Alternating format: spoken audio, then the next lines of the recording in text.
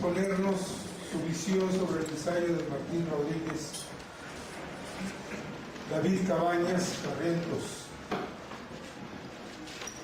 Y esperemos que ustedes estén muy atentos, porque ahora estamos hablando con gente verdaderamente revolucionaria que ha estado dispuesta a dar su vida y perderlo todo por este pueblo mexicano que ya se merece una vida mejor, mucho mejor, y que se haga realidad aquello que decía Genaro Vázquez: lograr la liberación de México y una patria nueva, o morir por ello. Buenas tardes. Pues gracias por la atención que me van a dar. Y pues un saludo fraterno aquí a la compañera, la esposa de Genaro. Pues creemos importantísimo que haya estos espacios, y sobre todo en estos tiempos, que son tiempos difíciles, y parece ser que el futuro en este mundo capitalista no va a ser mejor, sino al contrario. Las condiciones de todos los aspectos van a ser más graves. La explotación, la represión, la violencia del Estado y la acusación a gente inocente, y el encarcelamiento, la desaparición forzada, es algo que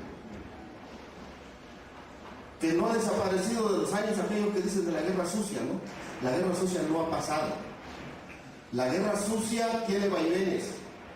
La guerra sucia hace esto en los años 70 hasta los 80, y en los 80 pues como que fue de menos intensidad de alguna manera, mientras el Estado hacía como que perseguía a los criminales, pero al mismo tiempo se preparaba con leyes como la ley esa de que, o esa norma jurídica que dice que un bribón criminal como Foz, como Calderón, como Mario Arturo Acosta Chaparro, como Quirós Hermosillo, que fueron generales, que les dio los grados, López Portillo.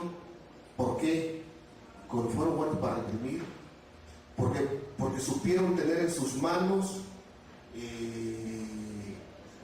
la ofensiva represiva y aplicar lo más brutal de lo que son capaces los gobernantes, ¿verdad? O una parte de lo más brutal, ¿no? Que fue la desaparición forzada, la tortura y los asesinatos extrajudiciales. O sea, no hay ley que diga que a una persona se le puede extraer de su medio sin que haya una autoridad competente que diga, bueno, está esta persona arrestada, capturada aquí por cometer estos delitos. No hay alguna norma jurídica que diga a una persona la podemos maltratar, torturar con todo lo que queramos, hasta dejarla viva en pedacitos todavía. ¿Viva para qué? Para que hable. Eso es fascismo, pues. Eso hacían los hitlerianos en Alemania y en Europa, en otras partes de Europa, pues, ¿verdad? A sus enemigos, ese era el tratamiento.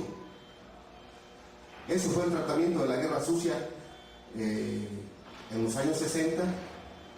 Si que quiera decir que no los hubo antes, las brutalidades que cometía el servicio secreto aquí en el centro del país, pues si nosotros nos vamos a meter a la historia un poco más atrás de esos tiempos, pues no hay mucha diferencia.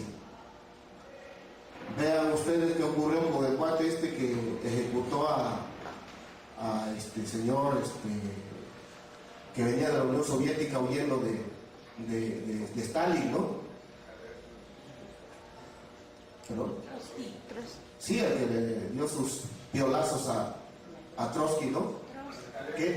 Que Mercader a los 10, 15 días que lo presentaron pesaba 20 kilos menos ya, porque lo murieron en la tortura, ¿verdad? Y no estamos hablando de los 60, estamos hablando de antes.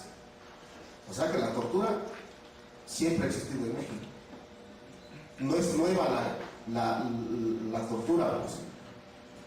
Y en el mundo, ¿verdad? Tampoco, ¿no? Entonces, el problema aquí es de cuánto nosotros tenemos de garantía para manifestar nuestra indignación, nuestra inconformidad ante el alza de la gasolina, ante el alza de todo lo que viene como consecuencia del alza de la gasolina. Dice mucha gente, bueno, ni que el maíz tuviera gasolina, pero ¿con qué se transporta, no? O la harina o el pan, ¿verdad? Y todo lo que va a seguir, pues entonces, a mayores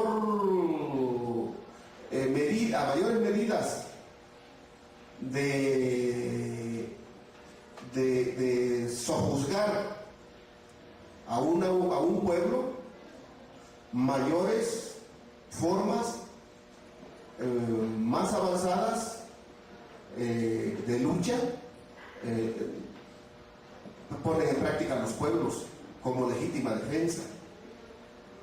De ahí que los revolucionarios, ¿verdad?, no son y no van a tomar el fusil porque les encante, porque si no hubiera razones para hacer lo que se hace, ¿verdad?, e incluso para venir aquí a decir esto, si no hubiera razones, yo no lo haría.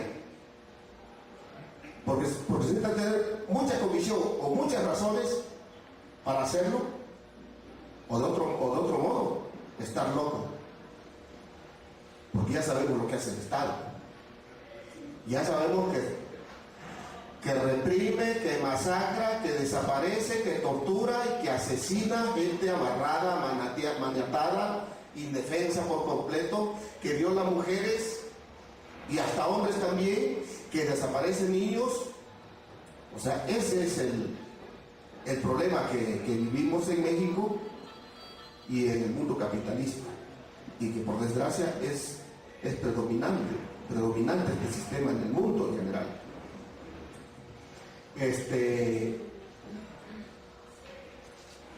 De ahí está el origen, en esas condiciones, ¿verdad?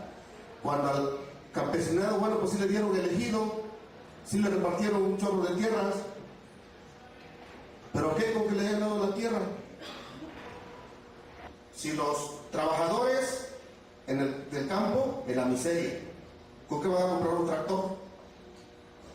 ¿Con qué una maquinita que por lo menos eche agua a un área de tierras? No había con qué. De ahí que la gente pobre y sin recursos y además ignorante, sin idea de cómo hacerle aquí, cómo hacerle allá para producir esto. En mi tierra, por ejemplo, se puede producir naranja en cantidad, o cítricos en general, diríamos: limón, naranja, toronja. ¿Y qué sembrábamos? Pues no sembrábamos la toronja, la naranja no la sembrábamos, el limón tampoco. Hay un arbolito para hacer el agua fresca nada más. El coco, a lo mejor por accidente por ahí empezamos a sembrarlo y se dio, y son palmeras toda la costera del Pacífico, creo que desde Oaxaca hasta Zihuatanejo, y todas los perdemos por ahí en lo que son las márgenes del Pacífico, ¿no? Que son palmeras todas. Si ustedes van por el Pacífico, ahí encuentran palmeras toda la orilla, ¿no?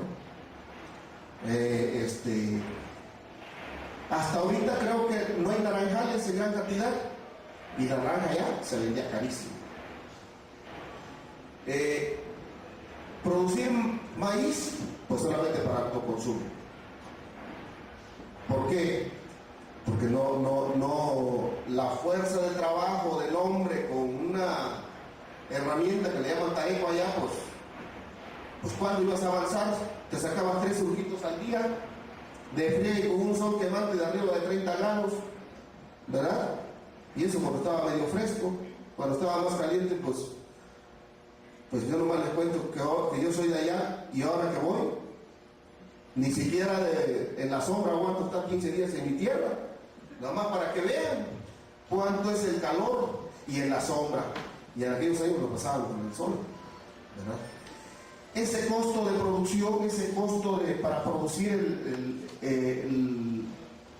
pues los granos, las semillas o los bienes materiales, pues tiene y tenía un alto costo y no se podía producir en abundancia. Podía tener, a lo mejor yo todavía sigo siendo ejidatario de mi tierra, porque creo que pues nunca di motivo para que los habitantes de mi comunidad, yo ejidatario por herencia, de ahí son mis padres, nunca di lugar para que me expulsaran del ejido. Y quizás si fuera allá, pues a lo mejor sembraría. Pero pues con las manitas que tengo ahora, así como dice allá mismo en el campo, dice, con las manitas de señorita, después de 40 años de no estar pegado al surco, pues ¿qué voy a hacer? Y con los años que tengo menos, y con el calor que ya no aguanto, pues peor. Entonces me muero de hambre, aunque sea ejidatario, porque ahí hay que agarrar la tareco del machete y el hacha, ¿verdad? Y hay que ganarse la vida así.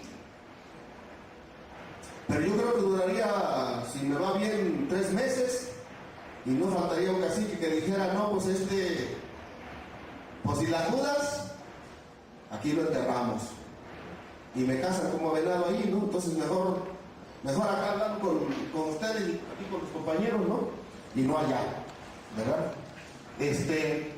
Bueno, pero el problema de la inconformidad es que sembrábamos ajonjolí, coco, maíz, frijol, y pues sí se daba algo, pues había y hasta para vender, pero el problema es cuando ibas a venderlo. Ya tu carga de maíz ahí, están los costales ahí, ¿cuánto te costó bajarlos? ¿Y qué? Pues dice que estaba a 3 pesos el litro. No, pues si quieres te lo pago a 2 pesos, si no quieres, llévate.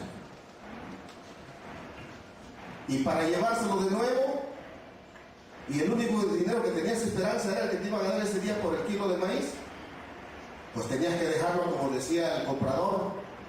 Pero cuando venían las lluvias y al rato volteaba a los 3 meses el problema, ibas a comprarlo. No, pues si quieres te lo llevas a 7 pesos, y si no, pues ya habrá otro que lo compre. Es lo que decía Lucio, el trabajo del campesino jamás vale, nunca vale el trabajo del trabajador, nunca tiene un buen precio. Siempre tiene buen precio el que se vende de allá del rico para acá nosotros, ¿verdad? Y si alegas algo, por mal averiguado, al bote. Y la multa, ¿y con qué la pagas? Entonces prefieren no hablar. Sí, porque pues la justicia siempre ha estado del lado de quién, ustedes saben, del lado de quién, la justicia entre comillas, pues, ¿verdad? Eso es lo que hace a los pueblos rebeldes. Y que no vengan los señores ovejas que estén aquí a decir que David o que los compañeros que estamos aquí en la mesa venimos a agitar a la población, ¿no? Díganle a Calderón y díganle a Fox, porque todavía es presidente de México, entre comillas, ¿no? ¿Verdad? Díganles, ¿verdad? Al secretario de Gobernación, bueno, a todos los bandidos de cuello blanco que están en el poder, ahora aquí, que atiendan los problemas sociales, económicos y políticos del país, que atiendan la inconformidad popular y no habrá problemas en este México, y entonces sí, estarían haciendo lo que tanto pregonan a través de todo lo que pagamos diario en los canales de radio y televisión, en los programas de radio y televisión, donde dicen, ahora sí los ricos van a pagar más, porque antes no pagaba. No, el ISSSTE ahora sí es para servirte. Todas esas son mentiras, ¿no? Y desgraciadamente, todos esos comerciales nosotros los estamos pagando con nuestros impuestos, mientras no dan atención a los problemas públicos. ¿Cuántos millones se llevan los señores de los medios de comunicación para difundir todas esas mentiras? Y en lugar de invertir en esas mentiras, habría que invertir realmente. ¿Qué necesita la Casa de la Cultura de Azcapotzalco? Para que difunda más cultura. ¿Qué necesita el pueblo, la sociedad? ¿Cuántas escuelas se necesitan, no? Pero yo tengo ahí en la casa cinco maestros que acaban de salir de la normal con licenciatura en educación, que no tienen plaza. Estudiaron la normal donde estudió Lucio. Ahí están los muchachos. No creo que haya venido ahora, pero ojalá haya sabido alguien haya venido aquí. Entonces, eso es lo que se hace, que es lo que debería hacerse. Y eso lo vio Arturo Gámez, lo vio Villa, lo vio Zapata, el mismo Moreno, los mismos insurgentes de aquellos tiempos. Y eso es lo que le tocó ver a Genaro, y le tocó a Lucio también, y me tocó a mí cuando yo era niño, porque yo me integro a las luchas populares de mi tierra cuando tenía 8 años de edad. Y eso hace muchos años. Y yo creía que para este tiempo íbamos a tener poder los pobres.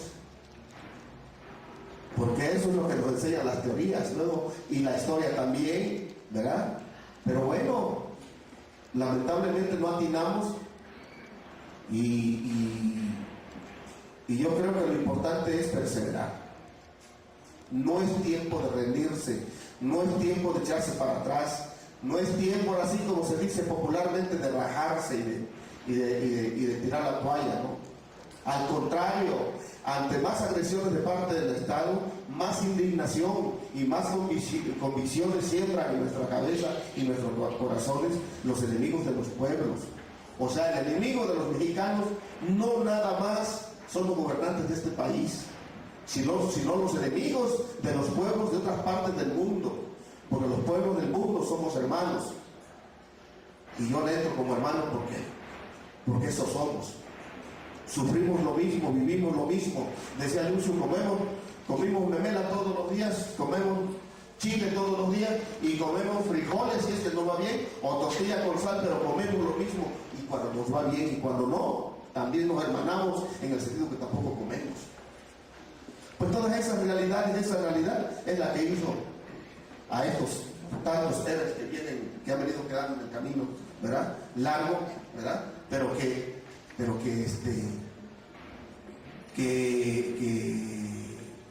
el reto es consecuencia, firmeza, como decía al compañero, pues por toda la vida, ¿no? Comprometerlo por toda la vida.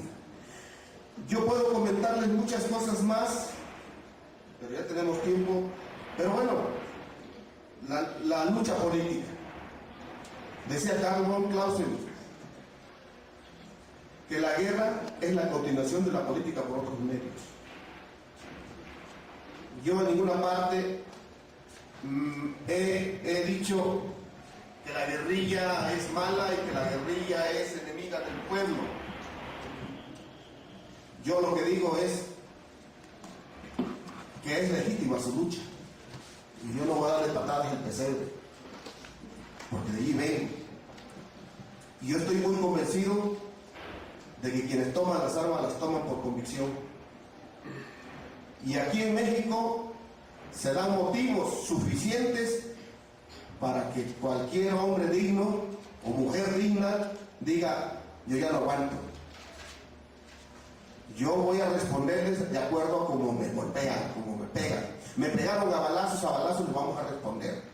Y así lo pensó Lucio, y así lo pensó Rubén Jaramillo, y así lo hizo Genaro, y así lo han hecho todos, muchos que han sido consecuentes. Y así me tocó responder a mí cuando yo me tocó en mi momento, ¿no? Cuando tenía 20 años, ¿verdad? Eso creo que es significante. La guerra es la continuación de la política por otros medios. Yo puedo citar aquí, entre otros méritos del compañero Genaro, es de que el compañero Genaro, entre otros aportes, dio el aporte de difundir a muchos niveles, tanto nacional como internacional, la lucha guerrillera en el estado de Guerrero. Es un aporte enorme que no pudimos hacer en su momento, ¿verdad? Y que Genaro lo pudo hacer cuando estábamos nosotros en la Sierra de Guerrero, ¿no? Yo recuerdo a José Bracho Campos y Ismael Bracho Campos, que eran hermanos, ¿no? ¿Sí? Y que son hermanos, pues, ¿no? Yo recuerdo muy bien a Bracho Campos con su párpado todo volado aquí del accidente, ¿verdad? Y cuando es presentado, pues después de tantas torturas, y finalmente él fue asilado, canjeado y asilado en Cuba. Y que esta foto de Genaro fue tomada en los lugares donde yo estuve. Estas palmeras yo también las vi. Aquí quedan los lugares del Quemado, el Refugio, Las Pascuas, el Posquilitito, Aguas Blancas. En estos lugares rescataron a Figueroa el 8 de septiembre de 1974. El ejército cercó al comando nuestro que llevaba a Figueroa secuestrado. O sea, no es desconocido para mí. Yo platiqué con la gente que le daba de comer al compañero Genaro, ahí en el refugio. Un compañero que le apodábamos el Clavito y que era su seudónimo Gustavo, hijo de un compañero de Genaro, que el ejército mató como a los 2 días, 3 días de que Genaro se apartó de ahí. Llegó el ejército, tomó el lugar y capturó a algunos campesinos, a varios campesinos, y después de capturarlos, a uno lo torturaron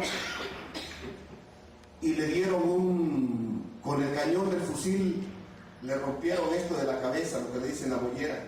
Por ahí le metieron el cañón del fusil al papá del Clavito, que su seudónimo acá entre nosotros era Gustavo, pero como era muy chaparrito, muy difícil el muchacho, entonces a Gustavo pues, le apodaron el Clavito, porque andaba, pero como vale el chiquillo, ¿no? Tenía 14 años cuando se integró con nosotros. Digo, como antecedentes, como datos, ¿verdad? Y estas palmeras son de cayacos, una palma silvestre que produce copra y que se dan los ejidos de ahí, de esa región. Y bueno, pues habría muchas anécdotas, muchos elementos también para decir que Genaro con sus compañeros tuvieron el atrevimiento y la certeza de hacer lo que debían hacer en el momento que les tocó, ¿verdad? Siendo líder, por ejemplo, de los algodoneros de la Tierra Caliente de Guerrero, y que como consecuencia de su actitud política, pues lo echan preso. Y yo creo que a nosotros no nos debe detener la cárcel. Y en ese sentido, Genaro cumplió, porque Genaro obtuvo su libertad organizando su rescate y fue a parar a las montañas, donde finalmente, pues, ya más tarde, él muere en el accidente automovilístico. Bueno, ahí cae y se supone que posteriormente lo asesinan, ¿verdad? Y bueno, pues con eso, pues nuestro compañero Genaro pasa a la historia, ¿verdad? Como uno de los revolucionarios contemporáneos, ¿verdad? Que del siglo pasado, y que para nosotros está presente Genaro en nuestros corazones, como también Arturo Gámez, mi héroe Francisco Villa, el héroe Zapata, ¿verdad? Y ya nada más les comento que, bueno, el 14 de este mes, al salir de la oficina a las 10:30 de la noche, la policía judicial secuestra al compañero Benedicto Torres, que es otro expreso político que viene también como yo de los movimientos guerrilleros y que es presentado al Asiedo.